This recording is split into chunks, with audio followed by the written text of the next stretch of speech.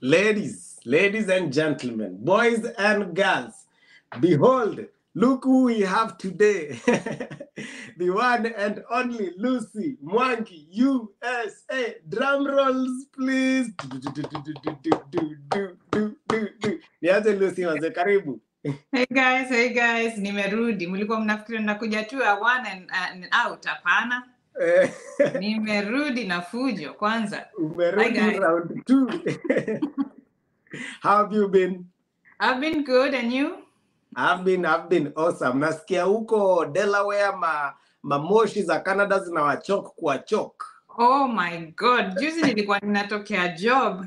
Ninashanga ni nini? Why am I coughing? And then I thought it was my glasses that had kiria. So nikatoa glasses, nikaangalia, nikaona, my glasses are okay. The sky looked like shit. I'm like, what is this? It was so cloudy. It was terrible. And then it was sticky. People are coughing. I'm like, ay, sasa hii ni nini tena? Yeah. Yeah. But I think today we're good.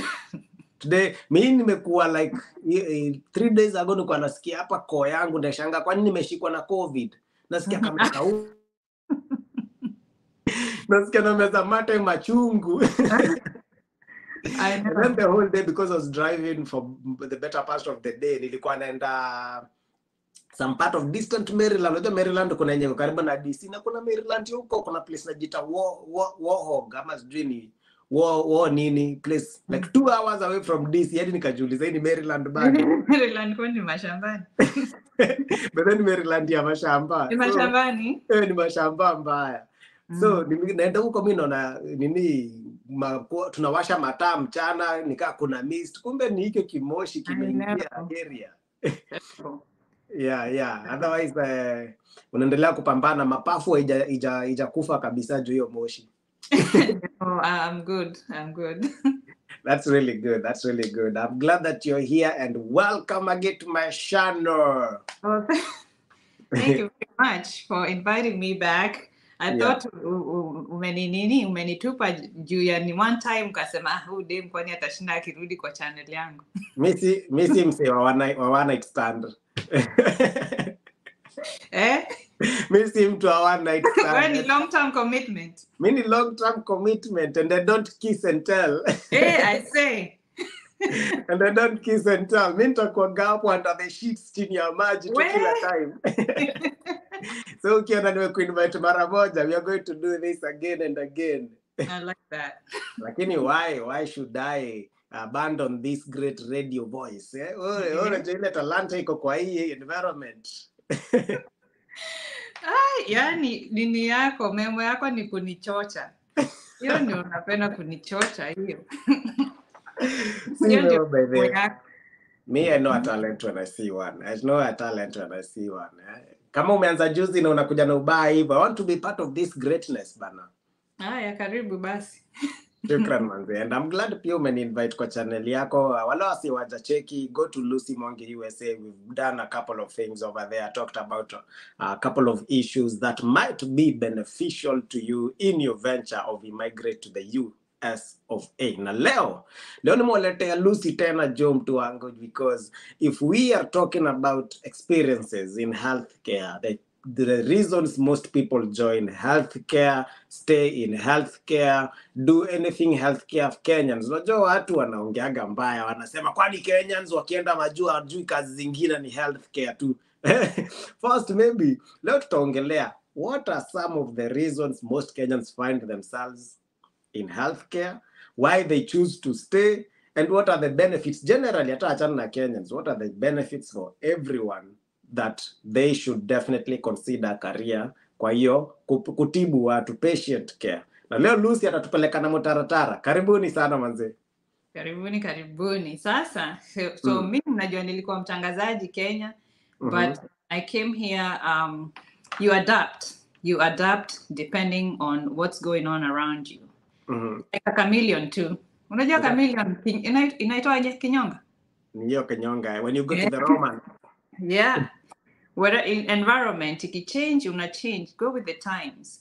So at that time, that was the quickest way for me to fit immerse myself into the American system. It was easy. kuingia shule. Yeah. Like I said on my last video with you, it was free. So nothing beats free, especially when you're new. Yeah. So CNA was easy for me to get.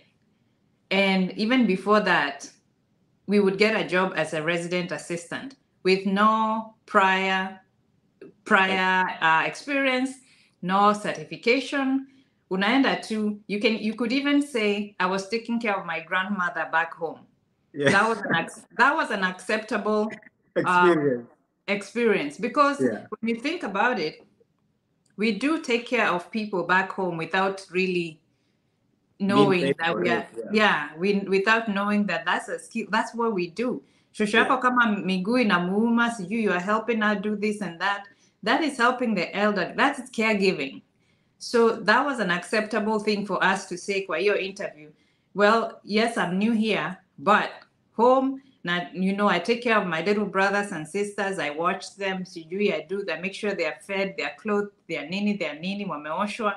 My shosho lives in a homestead. I helped her with this when she wants to walk. Because kwa sababu, most of the things that these resident assistants and CNA means, for those of you who are not in healthcare, certified nurses assistant or nursing assistant. So they report directly to the nurse. So the nurse is their supervisor, the direct supervisor. They help the nurse to run the unit. So they do what they call activities of daily living. Most of the time, if you are on these healthcare streets, inaitwa ADLs, activities of daily living. So they help them with bathing, feeding, toileting, vitu kama hizo, things that they do on a daily basis. So you could say that, yes, I was helping my grandma do all these things. So yes, I can help this elderly to do the same thing.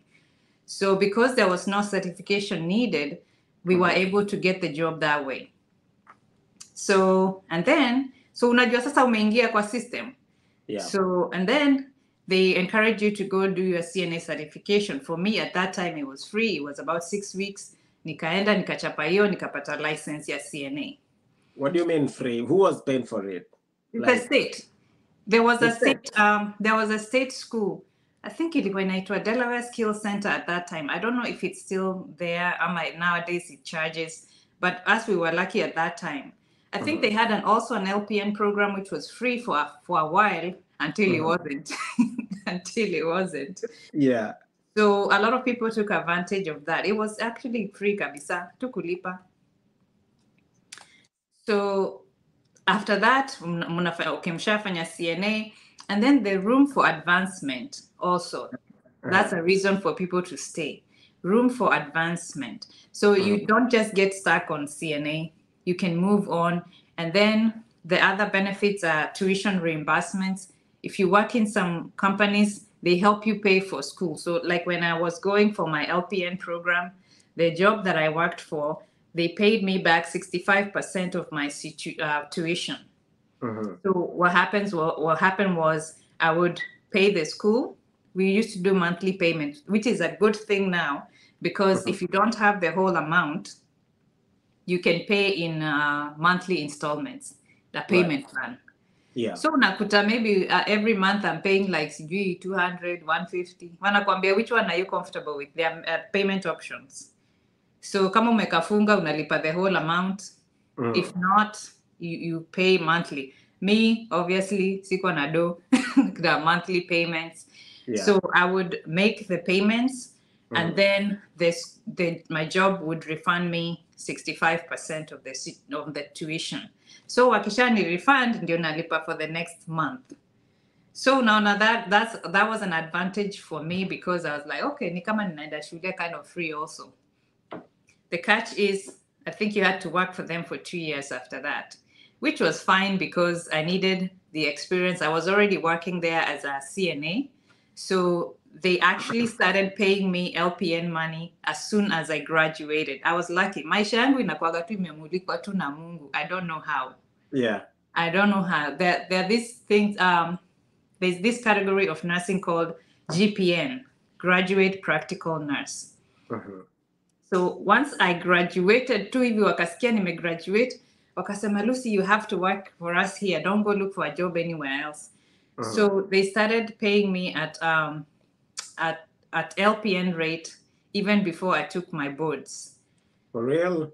Even Yes. before you took your Even NCLEX? before I took my NCLEX. So I was asking them, what if I don't pass? Now, if I don't, not that I knew I was confident that I was going to pass. Yeah. But you never know with this exam. Yeah. So they were like, we will keep you here until you pass your boards. Yeah. So that's another thing for you that's another benefit for you. That's another incentive for you to stay in healthcare. Yeah. So And after I would you passed my boards, yeah. nikaendelea tu kukaa hapo for another many years.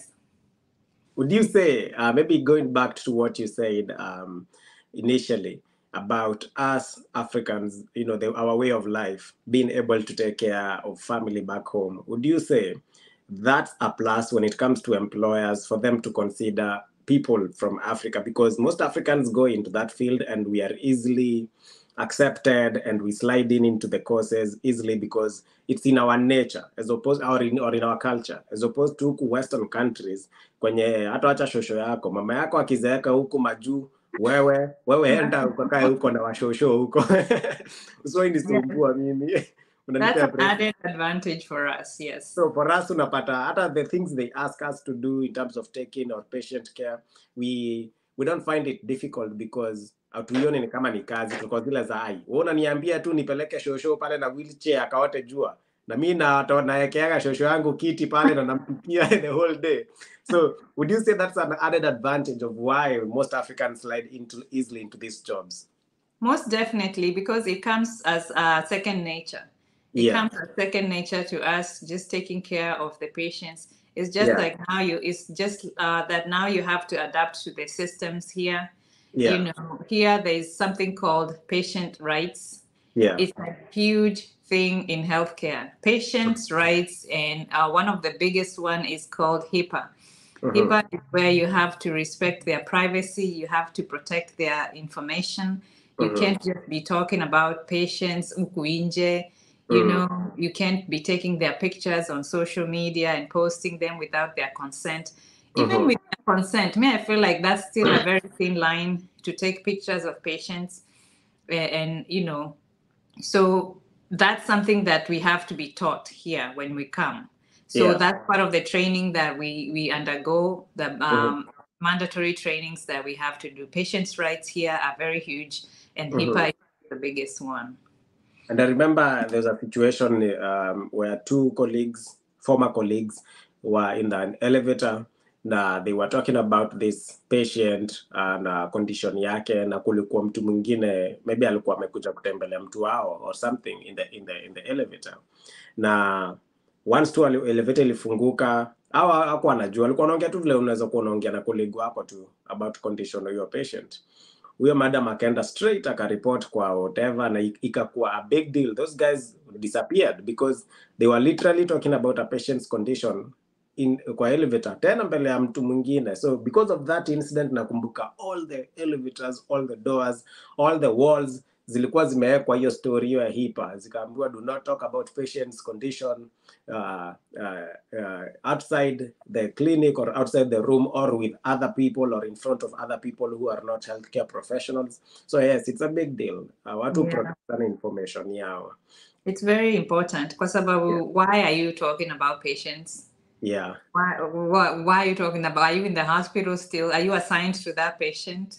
Yeah. Do you have anything to do with that patient? Some of them are not even, you're not even assigned to the patient. Just because you had the assignment yesterday, by the way, just because you had that assignment yesterday doesn't mean that today, if you don't have that assignment, you have no business going to snoop around the medical records of this person or trying to find out from the previous nurse or from the CNA what's going on with it. It's none of your business.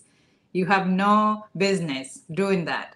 So the way they teach us is whatever you are assigned to on that day, that's what you're taking care of for that shift. So don't be snooping around and trying to find out about other patients. And then the information that you even share is just the basic information that you need to take care of that patient. You don't need to go in the chat digging about nini. If you don't need that information to do the job for that day, then what are you digging for? And then sharing the information. You only share the information with the physician, people who are in the interdisciplinary committee for that, taking care of that particular patient. So Right. that is the patient themselves you can share information with. They have the right to receive the information. The doctor, the physician, nurse practitioner, all kinds of consulting doctors, physicians. The lab, if they call in and they need some information about that patient, you can do that. X-ray, vitu kama hizo, diagnostic testing facilities, vitu kama hizo, you can do that. And you're still trying to really protect that information. Even if it's a fax, you have to protect that information going via fax or over the phone. You're not over there at the nurse's station yelling people's information. So that's a very highly protected sector in the healthcare. Na kuna mtu alikuwa, I think one of our instructors alikuwa anasema, just assume huyo patient ni mama yako ama ni auntie yako ama tu ni mtu wenye ama ni sister yako ama ni uncle yako. Like assume it's a family member. If it was one of your family members, of course you wouldn't be talking about it na strangers. But let's narrow down kidogo. Umesema yes, kuingia kwa hii field inakuwa ni kitu rahisi na ni kitu simple. They make it because of the demand. Unajua kuna aspect ya demand and supply pia. Because of the demand, you find that it's not like ngumu sana kuingia. And also based na prior experience ama prior education, hata mtu unajua Kenya kuingia kwa health kama medical kwanza form 4 lazima ukue sijui ulipata A ama B+. Mimi nilijaribu. Inaitwa KMTC. Nilijaribu nikaambiwa sijui my math is what. Math sijui nilikuwa nimeshika vitu gani. Yeah. Nikasema okay. Wewe kuingia hata Nairobi University ama KMTC hata kufanya tu a medical course. Form 4 lazima ukuwe umechafua ma straight A's, ma straight B+. Bado kuingia hiyo process ya selection ni ngori, kusurvive ni ngori, but here you come, hata kama ulipata nini from the ground, there are tools to support you. So that being said, and vile umesema lazima umekuja country mpya na unataka kwanza kumake ka income. Did you officially, were you passionate about hii kitu ulikuwa unasema mimi saving lives and treating people ndio calling yangu, ama wewe calling inakuja tukiendaga tu?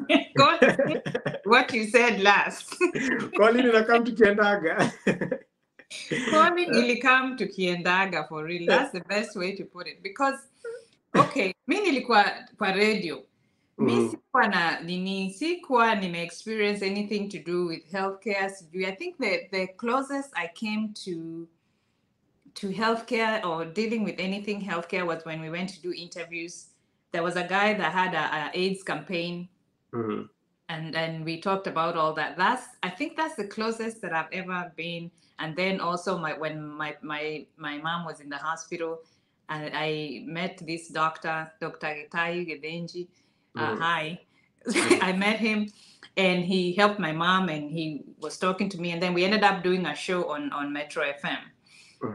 But that's the closest, even your closest I've come to healthcare. So when I came over here, I was like, guys, sasa hizi ni nini? Everything was so different. But I was like, if this is the way that will get me to where I need to be, then I have to do it. So initially, there was no passion. Initially, it was something that I need to do. It was something that I needed to do. It was a way for me to make a living. It was a way to immerse myself in the US system. It was a way for me to find my way. And that was the way that's what presented itself at that time. It was the easiest thing for me to do. But later on, you meet these patients and you're like, every day they're waiting for you. You have to put yourself in that position. Like they're depending on you, utoke home, to come and help them. The privilege, I started looking at it as I am privileged to be there for them. That they don't, like wengine wanakaa sijui how many years they haven't seen their family. The families don't come and see them. they just sign them up in the nursing home or in the rehab center wanawawacha huko. So these people, you become like their family. So najua tunafanya shift work. But you get attached to them to a point where even when you're off, you come back the next day, they're like, where were you? Why? I didn't see you yesterday. What happened? What happened? Nini, are you okay? No, this was my day off. So anyway, so when I started realizing that they are really depending on us to help them. That watu wengine, they are on these beds and they can't even have a sip of water until a nurse's assistant comes or a nurse comes and gives them the cup iko hapo kwa bedside. They can't reach it because of maybe they had a stroke or they have contractures, wako na arthritis, rheumatoid arthritis, mikono iko hivi. They cannot, and it's not because they don't want, they don't have the ability to do that. So when I started thinking about that mindset, it changed too. Because I have to go and be there for these patients. And also, I'm getting paid, so I have to go. Let's not forget that part. Tusijifanye tulikuwa naamka asubuhi hivi. Tusijifanye ati tunafanya kazi ya kanisa hapa. Tujifanye tulikuwa tunaamka asubuhi hivi tunasema I remember hata nikahesabu leo. No. There's always the there's always the motivation, the motivation of money, right?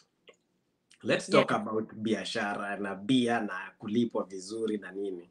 Unajua nimeona comments mingi hata TikTok everywhere. You know, most Kenyans wenye bado wako home, they despise sana, you know, Wakenya wamekuja Majuu na wanapanguza washosho. That's mtu alienda America kuosha washosho. Hiyo ndio kazi mtu alienda. Hata Kibe anaongeleaga sana.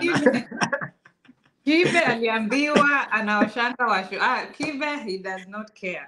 Yeah, ati yozi kuna mumama, ati amemweka hapo yeye kazi yake ni kuosha mumama. So you just turn off the noise. So most people watu wanaongeaga vibaya sana. And they don't know that actually not even for Kenyans, in this country, if you are a healthcare profession, unarespectiwa sana. In fact, karau akusimamisha na umevaa scrubs, anajua wewe ni mtu important sana kwa hii country. Hili nilifanyikia tu juzi. Yeah. Ulisimamishwa ulikuwa na scrubs. Nilikuwa naenda job and I did a short video on my career on my channel. I do some vlogs nowadays. Yeah. So Mimi, Aki, that is an oversight on me when I'm wrong, and I accept. I admit, and I'm ready for the consequences. Hakuna haja ya kushinda ati ukisema excuses. Yeah. So my tags, unajua tags zile tulikuwa tunaongelelea that we didn't know what those were before when we came here. Yeah. My tags, usually over the years since I've been here, I have been renewing my tags around and about September. Every 2 years, EV. So like clockwork. So when I got this car that I have, sijui kama it's the time that I registered was around Feb or March, because now my tags were due in like Feb or something. Guy, maybe I'm telling my daughter, we'll take our cars for registration in August together. Kumbe yangu is already due. Yake ndio iko due in September. That was a complete oversight. Usually I'm really good at this, but I don't know ilinipita aje.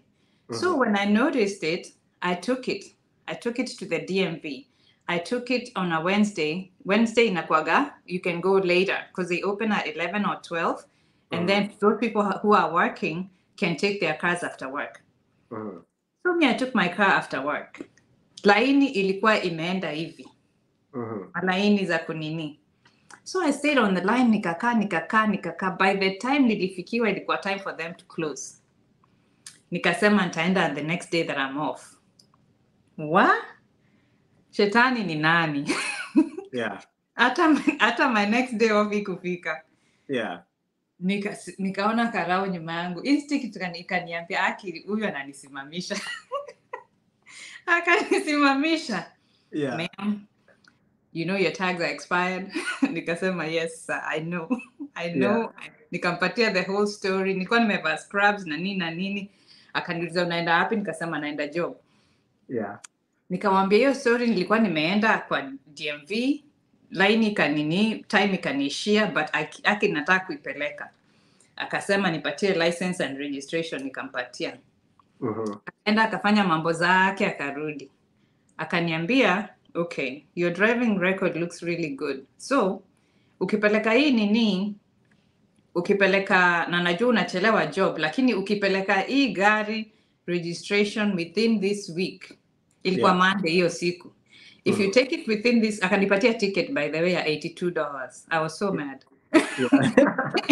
Hakukuacha uende bure. No, but he told me, alisema, if you take it this week, and after you take the ticket and the new registration to the court, they will drop it.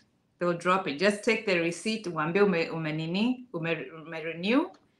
Now they will drop it, but you have to take it this week. So the next day, nilichukua day off. Took the day off and I took it. So they are lenient. They are for some reason. They are lenient to any healthcare profession, person working in healthcare. So yeah, hiyo ilinifanyikia tu juicy. Yeah, wanajua una save lives, so they have to really take care of you as well. But basically, generally, na vile kuna kitu umesema, honesty, integrity, yani tu just being straightforward, pia ni kitu generally mzuri kwa hii country. Wataka games wa kubit around the bush. Nakumbuka mimi nilisimamishwa once, nilikuwa na speed. Nilikuwa nacheza 80 in a 65 zone. Well, so niliona tu makuiku matata zinawaka nyuma yangu na shanga huyu ananisimamishia nini. Unajua mimi hizo nile design unaharakia uende mahali na wewe ujui hata unasimamishiwa nini. Nikanyonga kando, akakuja akaniambia, sir, you are speeding, I caught you on 82 on a 65 zone. Mimi sana naangalia. Kwanza mimi naangalia naona kama nilikuwa naenda the same speed na kila mtu. Mbona ushiki kila mtu? Nashangaa mbona ushiki kila mtu.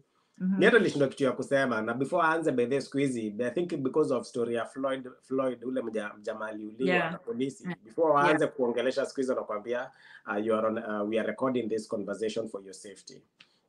So kanambia you are on a recorded conversation just because before tuanze kuongea. Kanuza, is there any reason why you were speeding? Nikaambia tu kusema ukweli, nilikuwa tu naenda job na nilitoka late, hakuna reason yote, nilikuwa tu nakimbia tu niende job. Kanuza, na wako wapi? Hata mimi nilikuwa nda Andrews in Maryland, Air Force Base. Nikaambia naenda Andrews. Kanuza, unaishi wapi? Nikaambia naishi 2 hours away. Akaniambia mbona unaishi mbali hivi? Nikaambia ni juu na kwa reserve, so naenda mara moja na leo nimechelewa. Akaniambia, so you are a service member and you are out here breaking the law. Wewe unafaa protect the law na wewe unavunja sheria. Unavunja sheria. Nikamwambia kusema ukweli, mimi tu nilikuwa nakimbia, si hakuna excuse. Na siko nataka ni introduce hiyo kwanza kusema ati kila mtu anakimbia ati mbona Kasema tu I apologize, nile siku realize. Alafu nikamuuliza, by the way, kwa jini nimekuwa nikienda na the same speed kutoka kutoka kwenye nimetoka, how do I know sasa niko kwa 65 na nimetoka? Kwa sababu alianza kuniambia story ya highway. Unajua kuna highway unaendaga high speed na kuna highway high speed. So kanambia you are on an 82 on a sijui whatever highway. Miss J iskanisha stories za highway. Bila wanasema you are on this highway. Hizo highways ziko na majina. So mi bado kwa sababu sijui ninakuaga highway gani at any given time. Mimi sitajua niko highway gani. But niambia ukiwa kwa hii highway ufai kuenda high speed. So nikamwambia nyewe, I don't know about the highways and all that. How do I know? Akaniambia you just check for speed signs, na kama uoni unajua tu uko kwa hii highway. Nikamwambia tu ni sawa, I apologize. Akaniambia tu enda. By the way hata mimi alinipiga ticket. Akanipiga ticket, I think ticket nakuga 70 ama ilikuwa 60. Akaniambia ukilipa hii before sijui 30 days, hii haitaenda kwa record yako ya DMV. So nikalipa tu na hii kwenda kwa record. So they are usually very lenient. Yeah, that's a good thing. Nilikuwa naogopa kusimamishwa na karau before. I don't know, it was just a thing. I haven't been pulled over in like almost 20 years. For real? That's why he was like, wait. Wewe ni mtu, wewe ni good driver. Mimi nimepuliwa over mara kadhaa. Kuna siku nilitoka Texas, na nikitoka Texas I got a different car. So nilikuwa na zile temporary plates. na ile ya karatasi. So vile nilifika hapa nikaenda DMV kuchukua saa license plates za Virginia, na nilikuwa nimetoka DMV niko nazo kwa gari, niko nazo 2 the same day. So ile karatasi yenye unapeagwa kwa temporary, I think juu safari ya Texas na maisha tu hapa kulikuwa kuna nyesha ilikuwa imeparara from a distance huwezi iona.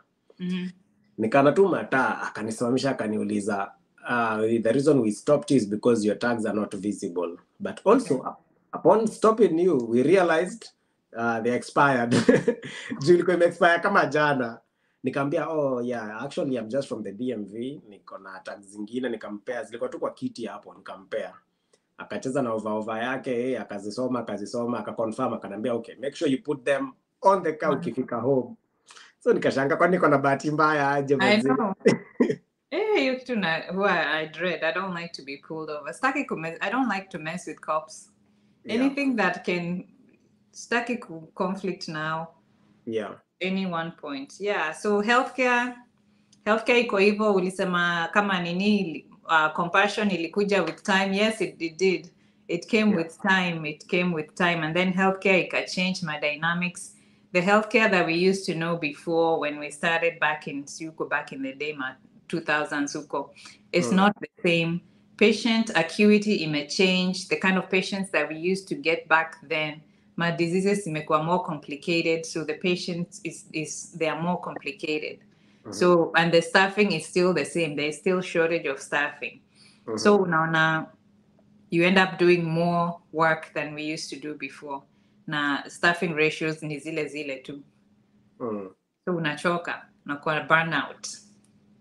But in terms of adapting to this new healthcare na vitu kama hizo, I think most people wako na pia hiyo perception ya wale watu wa kitambo walikuwa nakuja tu kazi yao ni kuwashauri and that's it. I'm sure there are different forms of being in the healthcare, ama vitu tofauti unaweza fanya. Na I think ni Paula ameuliza swali mzuri hapa, ameuliza Lucy, kindly elaborate on how you can apply to take care of the old people in your house and you're paid by the government in the USA. So kuna healthcare ya hospitali, kuna healthcare ya nyumba. Uko na picha about how that works? Home care. They call it home care. So what was the question? Because there are 2 versions of that. What was that? Wale watu wanachungagwa wakiwa kwa nyumba, alafu ni kama gavando inakulipa, something of that sort. So that's your business. So there are 2 versions of that. So I'm not sure which one she's talking about. So that one is when you start your own business and you start like a home care facility, home care setting. So if you start a home care agency, then you can bring people. You have your home set up like a hospital kind of. Yeah. And then so you get from the state. I think there are some projects with the state you can coordinate with them. And then they have to come and do inspection and all that verification and all that approvals for you to be able to take care of other people, to make that like their kind of home. So that's one way of doing that. Then you, as the agency owner, you have to pay the staff. You have to pay the staff to come and take care of these people. Either you, which most of them are nurses themselves, so they hire themselves, and then they hire CNAs. And then so the other version of that would be you being the CNA or the home health care aide, and you're going to people's homes to take care of them in their homes. Their own personal homes. Yes. There are some people whose families don't want to take them to the nursing homes or long-term care facilities. So what they do is they set them up at home in a room, and the nurses come in and the CNAs come in and do care for them. And it's the insurance or the patients that still pay. It's just like they're in a hospital. The difference is their home. Wako nyumbao. So mshahara inatoka kwa nani? Insurance, and also if they have, they're in Medicare, Medicaid, all those. All those, and then their private insurance also. Kuna wengine wamekafunga, they pay private aides, they pay them out of their own pockets. Hao ndio mimi naweza taka sasa. Hao wenye ma private aids nasikiaga hapo ndio kuna pesa mzuri, because I know this madam in Maryland. She has had 3 clients for the past 15 years. Alikuwa ananiambia mmoja alipasa away juzi. So asema baki na wawili. Permanent. Like aendi kwa hospitali, aendi kwa anywhere. Anaenda tu kwa nyumba zao. Na kuna room yake kwa hizo nyumba zao. Sometimes she can stay there even for a week. Anaenda home mara moja. Akona like permanent room kwa hizo nyumba for the last 15 years. Sometimes anaendesha hadi Mercedes ya mdosi. Anaendesha Mercedes ya mdosi bana. They build such a good bond, a strong bond. With these patients, because if you are the private aid, okay, so when you go there and they like you and you have a good connection and you're a good person and you're able to take care of them, they can trust you, they can rely on you, you're dependable, you're punctual, you're you're professional, you're doing what you're supposed to do. They like you and they want you to stay. So they build very strong bonds. Ndio maana watukangi. Hao ndio wanawachia goma millions na mkoa ma Mercedes Benz hiyo alikuwa anapeleka. Hao ndio wanawachiagwa. So and you've said also because of that rapport and relationships, passion comes in baadaye. But let's not forget the median income for our nurse and compared to other professions. According to Google, by the way, wacha tuandike mshahara yako yenye Google anasema. Google anadanganya. Google anasema lakini most of the time Google husema kidogo. Sema ile pesa Lucy anatengeneza huku hivi. Lucy according to Google haizi kosa 200 on the minimum kwa mwaka. 200,000 kwa mwaka. Hiyo ndio the minimum. Mungu asifiwe kama hiyo Google anadanganya. Na hiyo Google anasema ile kidogo, because za zile Google hesabu zile ma overtime Lucy anaweza piga. Google hesabu zile ma kando to contract to kando. Google hesabu ka biashara Lucy anaweza kuwa hata ameanzisha ka health care, vitu kama hizo. So by the way, for if you're watching, badala ya kutukana watu huko ati watu wanawashawashosho. And now that's the medium income for a nurse. But media income ya Americans in average ni around 55,000 by the way. Around 55,000, 60,000 a year. So you do realize if you are in this field, apart from doing something that you will become accustomed to and love in the process, you will also be able to pay your bills. Na tulikuwa tunasema hapo unapiga job, una convert, unasema yani unataka kuniambia aka shift kamenipea 400, 300. Ukituma pesa hiyo nyumbani watu wanakula mwezi mzima. Shift moja inaweza nunua shopping ya mwezi mzima. I remember when my dad was trying to install electricity. Bado nilikuwa mpya hapa. Trying to install electricity back home. He needed like $450.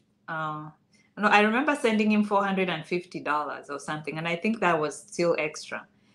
But I was just calculating, nikasema, if I was in Kenya, I would never have been able to do that for him. You know, and I was still new here. He needed to do that, and I was really happy that I was able to do that. Nilienda nikachapa to shift hapo nini. Nikamtumia do. He was very grateful, and it wasn't like really like stressful for me to do that. But I was trying to imagine if I was still in Kenya and trying to making that little money that I was making. If trying to save that much would have taken me a very long time. Right. So yeah, do. See, for Kenyans who are watching and they're in Kenya and they want to come to the US, and when they get to the US, they're looking into getting into this field of healthcare. What can they do earlier on to prepare themselves for this venture? Ama tu hata wakikuja wakiwa wageni wako fresh off the boat, they will still be fine. Is there an added advantage of preparing yourself earlier on before you get here? In terms of anything you can do, a course, what can you do? So I feel like I've watched a lot of videos talking about skills that you can take. Skills that you can start taking, caregiving skills that you can start taking huko Kenya. before you get here. And then people who have an added advantage are people who are already nurses there. So if you're already a nurse or if you're already doing some kind of healthcare, when you come here, it's, inakusaidia. So if you know that that's what you want to do when you get here, Mungu akikubless ukuja hapa, then start aligning your goals towards that. Whatever you're trying to do, align yourself in that line of thinking. So take courses related to caregiving skills or stuff like that, so that when you get here, at least you have an idea. Don't come blindly like us. Tuko tunajua vitu ni nini. Tuko tunajua. So prepare yourself if you're already like zooming towards that line of career. Prepare yourself so that ukujapa it's easier for you. Yeah, to do the transition. Right. Another question I think we had here was kwa hizo jobs maybe kushughulikia watu in their personal homes, or just home care in general. The other question was, while applying for it, are you supposed to be qualified RN, or what are the qualifications za hizo? You don't have to be a nurse. Unaweza kuwa hadi uko na LPN, ama unaweza kuwa uko na CNA to work on those, right? Yeah, they're called home health aides. So, see, I want my CNA. So those are the ones that do the activities of daily living, zile tulisema before. Yeah. And then you can be an LPN, or you can be an RN. RN is the one that does the admissions and all the big assessments. LPNs wanapatiana madawa. Obviously, the home healthcare aides, they don't give the medication. A licensed professional has to do that. So yeah, you can be the home health aide, CNA, ukuje wasaidie. You can be an LPN, you can be a RN, you can be a social worker, because it's a whole group of people to take care of that one patient. Unajua kunaweza kuwa physical therapists. There are physical therapists that go to homes and help them people. There are occupational therapists. Yeah. Okay. Another question, I think one of the viewers anataka kujua, how long did you do the caregiving jobs? You started as a caregiver. I'm a CNA. How long did you do it for before escalating to big money? Zako jo wewe. Tumesema tuko na passion, lakini tutajifanya ati watu walipwi. Me, I think mi nilienda mbio when I came, and then mbio zikaisha suddenly. Ukakuwa comfortable. Sema ulipumzika. Ukakuwa comfortable. Hapana, maisha nilianza kupata watoto, sijui nikaelewa, vitu zikaanza kuhappen. Yeah. So life catches up with you. So when I was still able to do what I needed to do, I did it. So nilikuja nikafanya CNA within my first year, I think. And then by the second or third year nilikuwa nishaingia LPN. Yeah. And then sasa nikapumzika. So mpaka RN ndio nimefanya juzi. Yeah. But would you advise, what would you advise for people when you kuja waanze, is it good mtu ende kama amefika RN, ama tu ni kwenye mtu ataweza uwezo yake? You go at your own experience. According to my experience, if I had the option to just go ahead and do everything and be done, yeah, I could, but I would have to have sacrificed a lot more, because I felt like I was neglecting my parenting part of my life. And I needed to be there for my child. And since nilikuwa nimemaliza LPN, nikasema wacha Mungu akinijalia, when things open up again, I'll go back. Shule hakuna mahali zinaenda. Yeah. And needless to say, nilienda nilimaliza all this, nikalea mtoto, and then shule nilipata tu hapo mahali niliwacha. So the difference is when you are a little bit older and now a lot of responsibilities, what are the challenges of now going back to school when sasa uko already majukumu ya maisha? Wacha hata majukumu ya maisha. First of all, unaenda hiyo class unajikuta wewe ndio wewe peke yako over 40.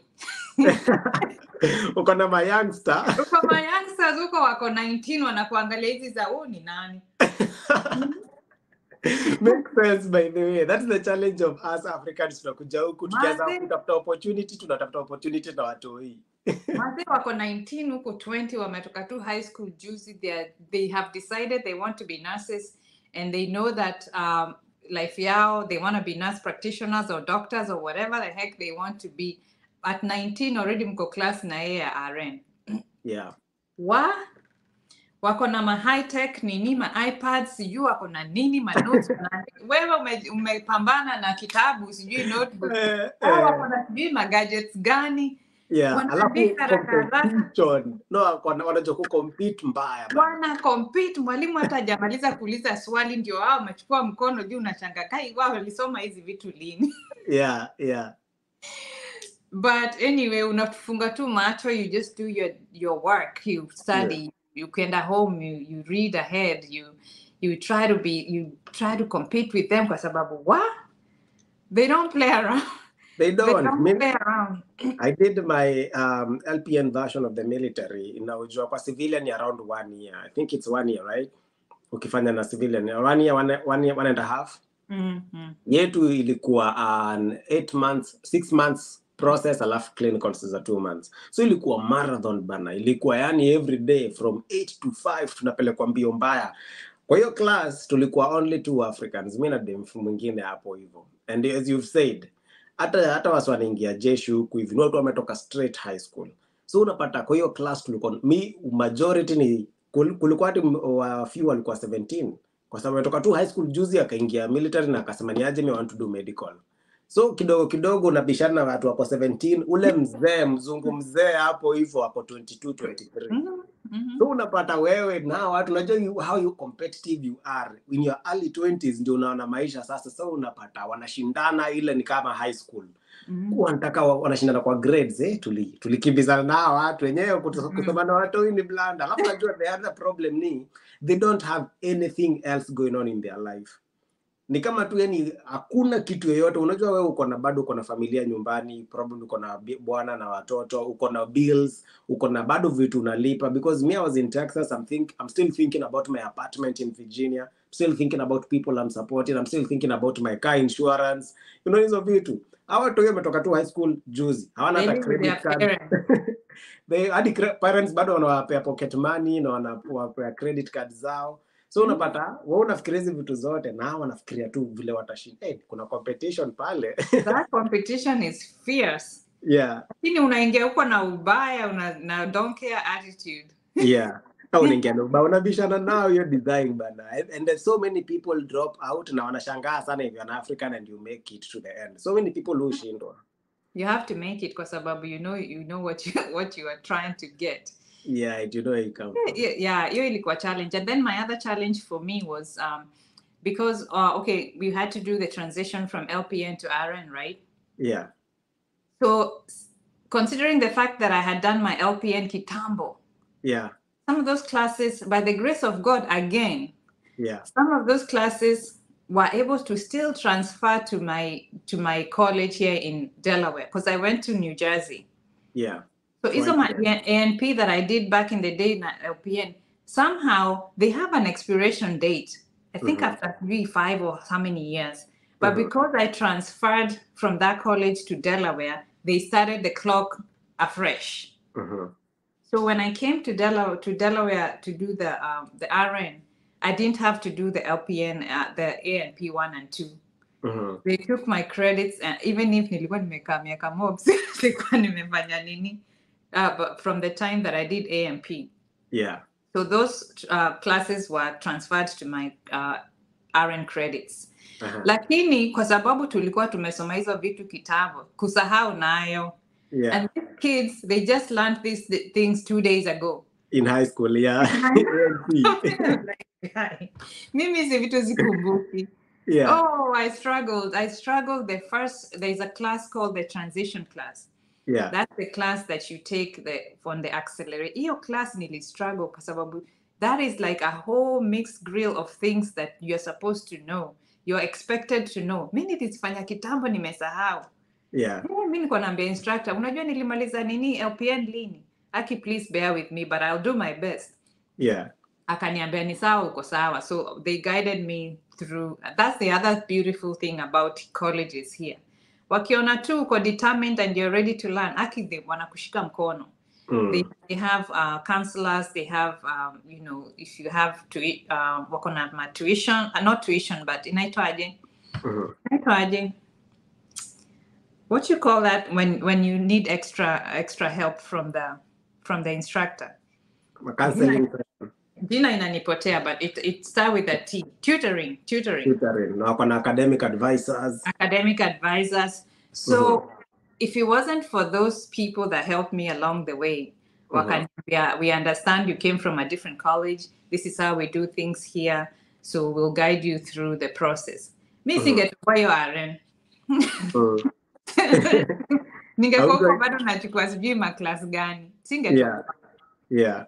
Because the way we learned LPN in that college in New Jersey is different from the way they teach here at Delaware, Deltech, where I went. Yeah. But the instructors were wonderful. The people who helped me with tutoring were wonderful. Okay, this is how we do things here. If you need any help, you know, my office is open door, you know, or you can just make an appointment, you know, I'll guide you through it. So if it wasn't for that, I mean, ninge struggle sana. But they made it so easy for me, and I ended up doing very well. So I'm grateful to them. Yeah, but regardless of the hours or the time they spend, you know, helping you out, pia wewe, you know, talk about the commitment it takes, bana. Your grit, yani yo to self-will, kupambana through thick and thin, kwa sababu people just talk about it ni kama it's a by the way.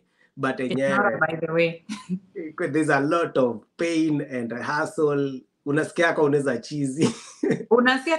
cheesy. Yeah. By the way, ukiingia kwanza hiyo in the program itself, yeah, it is very, very high paced. It's highly competitive. It's very, very fast. Assignment after assignment after assignment. Every time you turn around, there's an assignment to do. There's an exam. There's a quiz. There's a clinical to go to. There's paperwork to submit from clinical. Mkenda hosi leo. You do 12 hours at the hospital. You're supposed to submit paperwork for that hospital assignment within the next, I think, 24 hours or 48 hours. And that's not the only thing that you have to do. Bado unasomea mtihani, bado unasomea quiz, bado unasomea the next assignment, the next topic, you have to pre-reading assignments. You have to do that. Yani, you block everybody out of your life. Mi nilienda underground, mpaka watu wakashanga ulienda wapi. Yeah. If you had a boyfriend or anything to that sort, forget it. Yani, unless you had an agreement with the person and you're on the same level, anajua, okay, it's about to go down. So things are about to change. I know she's about to be busy. So mimi wacha nijipe shughuli or something. Because you dedicate your whole life to that. If you keep a bit hivi, utajipata umefail class sijui moja. If you fail one class, you have to repeat it. Nani ako na time ya repeat class? Because that's an extra amount of money that you have to pay. That is your time that you have to go back and do the same thing over. No, nobody has time for that. So you give it 110%. Mimi nilipotea. Ni kweli wase upotea from the public kabisa, because explaining to people that what's going on inakuwa ni ngumu, so you just block people off. Like me nilipotea for around 6 to 8 months. Watu wanashangaa nafanya nini, because hata uwezi ile time kidogo utapata hivi, you just want to rest your head mahali nale kidogo hivi usikie nika unaweza pumua.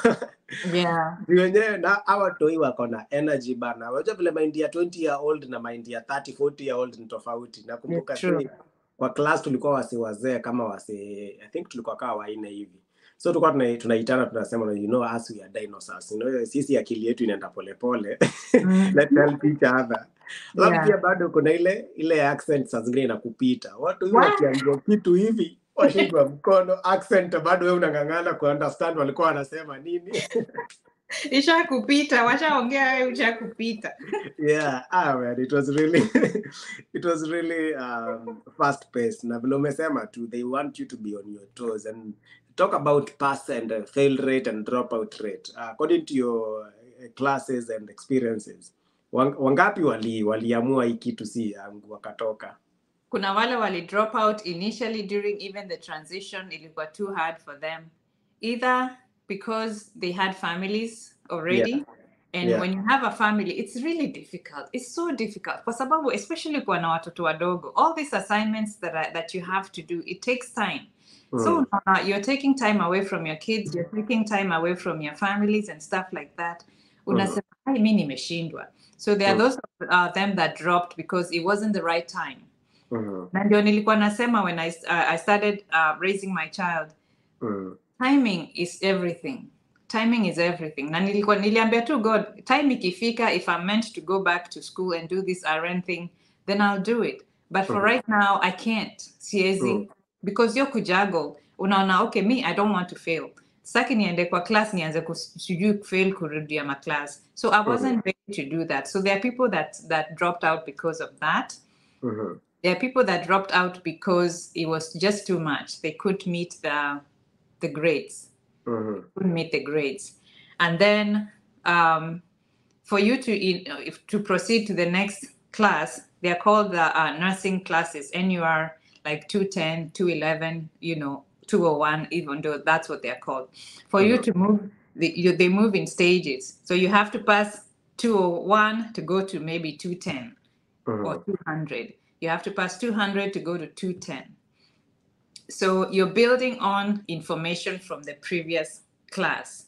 So by the time you're getting to the last class, which is for us was 211, so you're already like bringing all the information from the transition class uko nyuma. So that's a lot of information in such a short time. And you're expected to know. So watu wanaanguka because of that, because it's just a lot. So, but the ones that make it, unafurahi. Unabona mzuri. Unafurahi. Once you kutio nini ati you may graduate, so you've been given a permission to graduate. Hey, wow, celebration. The celebration. Balancing school life and life happening so easy. It takes grit and hard work. That book back is forever engraved in your shoulders. That's Mauka Dante. Yeah, but lastly, the time is not on our side. Maybe for now, for those who've made it to the US and now they started as a CNA, they want to take the NCLEX. The most expensive portion, I believe, is now taking the RN. Maybe how did you get funding and how can anyone apply for funding for school? It's an expensive venture. And I know huku kuingia shule si ngumu, but how do you pay for it?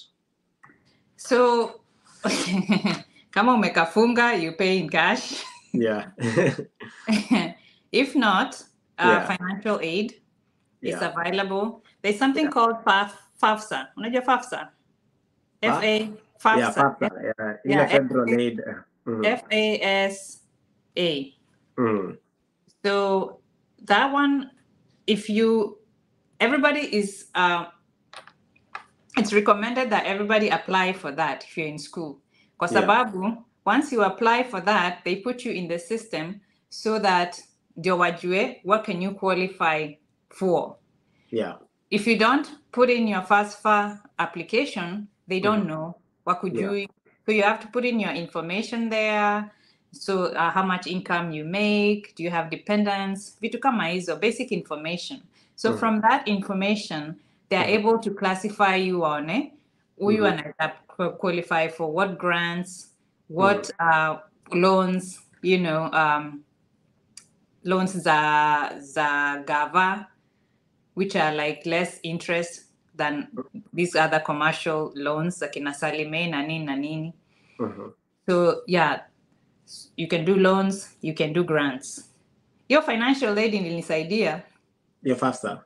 Yeah, your financial aid. So what happens is kwa shule ama unapewa? It sends it to the school. It sends the information to the school. and then it sends it to you. Wanakuambia, this is the award. This is what you've been awarded for this year. So for the previous year, you have to apply. Ni kama hizi DV lottery. So you have to do it like a year or two back to apply for the coming year. Right. Yeah. So wanakuambia, this is what you've qualified for. Grants ndio hizi utapewa. Grants you don't pay back. This is what you apply for. You can afford. You can qualify for as far as loans. Unasema, do you accept this loan or do you not accept? If the grant is enough for you to cater for your tuition, don't take extra loans. Right. Usianze kusema ati hii ni do ya bure. You have to pay it back. Yeah. So think about that. Think about that. Apply FAFSA, unapewa grant na loan. Unaweza pewa grants na loan. Na loans. So, but there's an option there for you to choose. Do you accept the loan or not? You can decline it. If the top part for the grants, if it says you have, so you look at your tuition and you decide, okay, let's say your tuition is just a random number, is $4,000 for that year. So inadividiwa into two semesters. So the first semester unapewa 2,000, the second semester unapewa 2,000.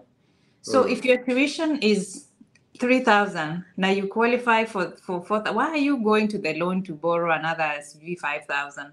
Si nataka pesa yangu ya kulipa rent ndo nisioifanya kazi. Which people do too. Yeah. People do too. Lakini unapeleka kwa account ama unapeleka shule? Ni kama help. They send it to the school. But if it's more than the tuition for that year, they send it to you. Okay. But the over. Whatever is over, they send it back to you. Another rent, but you'll have to pay it back. Mimi nachukua. Mimi ukishaniambia kuna loan, mimi nitaichukua nilipe rent ya mwaka mzima. I can see how you can do that, and people have done that too, because the interest rates are lower and you're not supposed to pay until like 6 months later after graduation.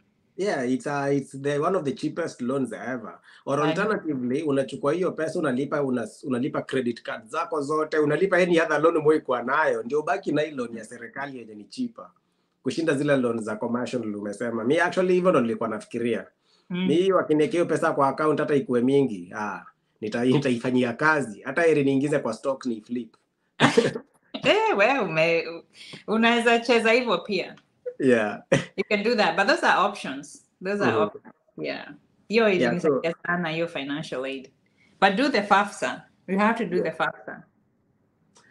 Good intel manze. Kwa wale wamekuwa ati Lucy is learning sharing, sasa umekuwa mwenyeji, umekafunga sasa. Shajua, umejua lugha ya mtaa sasa. Ukianza kuhang out na kijana wa Kayole sasa. Inabidi umejua kijana lugha ya mtaani. I have to. Inaitwa kuadapt.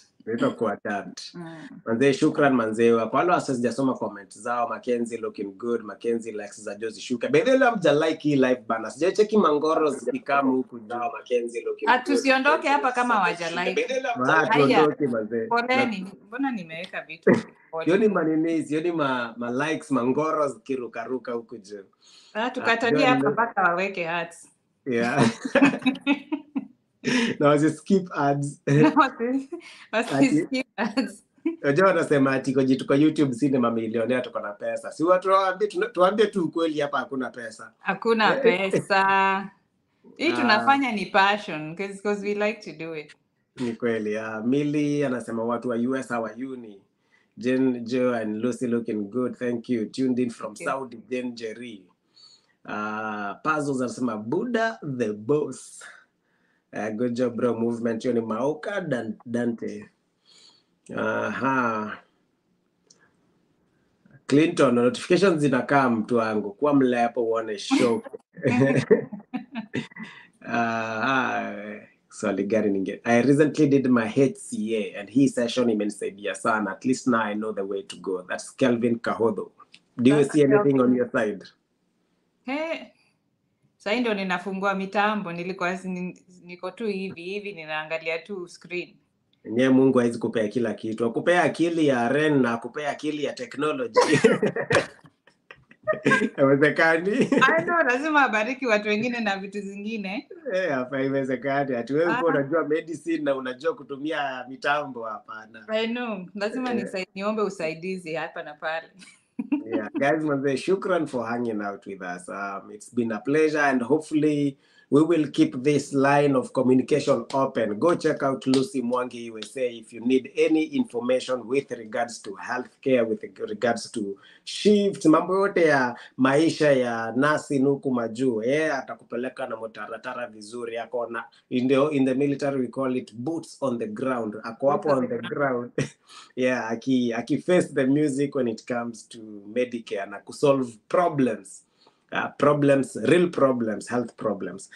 In the meantime, go to her channel, Lucy Mwangi USA, subscribe, comment, share, and keep the fire burning. Shukran kwa siku kama hapa hivi all the time. Umewambia kesho ni July 4th, umewambia? Kesho ni July 4th. Ile sherehe itapigwa huku Majuu ya kimataifa. Lucy ashajipanga na cheki ka flag hapo nyuma. Sijaonyesha. Na cheki magogole, najua manyama choma huko zitakuwa uko off kesho. Wait, by the way, kesho tunalipwa time and a half. Unajua hiyo ni nini? Kesho ndo mtu wako job analipwa fiti mbaya. Kesho ile mshahara unalipangwa kama unalipangwa 20, kesho unalipwa 30. That yeah, kesho unalipwa fiti because watu wakichukua ma-off na huko job wanakutengeneza fiti. Yeah, so kesho ni time and a half, niko onjo. Yeah. Shukran, man. Shukran. Thank you for your service. Any maybe parting shots to our viewers as we wait kuchoma nyama tomorrow. Thank you so much for your support. Thank you, Joe, for inviting me back. I hope we can do this over and over. I think we have a lot to talk about. We have a common interest. We have a goal. We have a vision. You have what you want to achieve for your channel, for yourself, and me as well. So I hope to continue this partnership. I hope you guys continue to support us. Mkue tu mkitune in, mna subscribe, mna comment, mna share, mna ask questions. We can help however much we can. Tutawasaidia as much as we can. Thank you for subscribing to my new channel. Najua ka channel bado ni ka infant, but I appreciate the subscription, the comments, sharing my videos. Yeah, I do. Thank you so much. Na msisahau tu ku seize the moments. I keep telling you guys, seize the moments. Easy moments. Just look out for them. They are there. Right. And trust the process. Awesomeness. Shukran, manze. Always a pleasure having you. And let's do this again and again. For our viewers, stay blessed. Keep at it. Persist. Look for information. Educate yourself so that when opportunity comes, you are ready. Luck is when opportunity meets preparation. Have a good one. Thank you, guys.